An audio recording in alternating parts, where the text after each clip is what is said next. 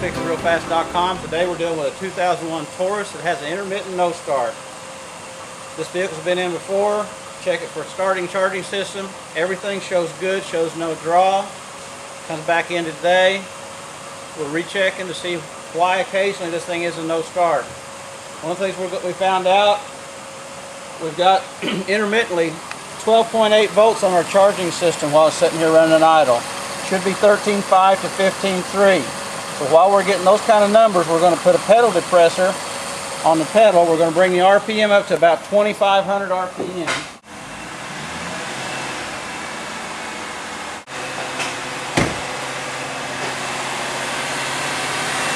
As you can see with our meter, we're approaching the 13.5, but it should be 13.5 to 15.3. But while we got the RPM up, we're watching our voltage on this. We're going to put an inductive amp clamp around the alternator wire, and while we got that on the alternator wire, we're going to put a load on this system with the carbon pile load tester. As we crank this up, approaching 100, the alternator output should really match that. Intermittently, this is and is not doing that. Right now it's trying to put out about 75. At this time, with this charging system, RPM up, no load on it at this time, it ought to be 13.5 to 15.3. And it is not. There's the 13.5 once in a while. So this alternator is intermittent on this vehicle.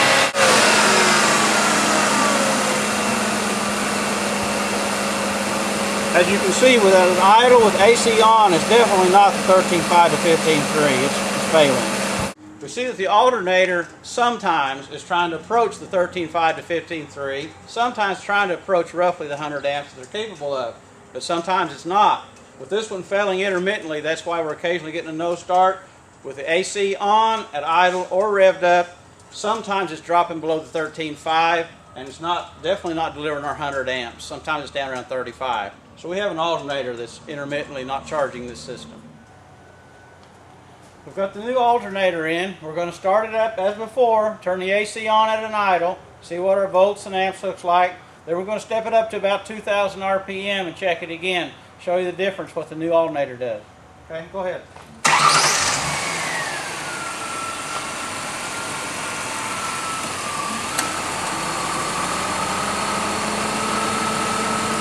About 50 just sitting there trying to charge up from where it's been down before. Voltage is about 14.2.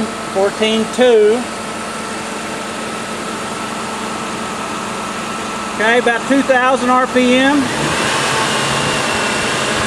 We're going to bring it up to 100 amps, and we're going to see what our gauge over here is able to feed us. As you can see, it's nice and gauge. So that's a good alternator, over 100 amps. And when we back this off, if the load's not on it, it immediately climbs to around 14. When you're doing testing on starting and charging systems, alternators, batteries, checking for shorts and loads, there's different pieces of equipment that you may need. But to do the job right, doing voltage checks gives you some information. Doing amperage checks gives you some information. But to do the job right, you really need a volt amp that's capable of delivering a load.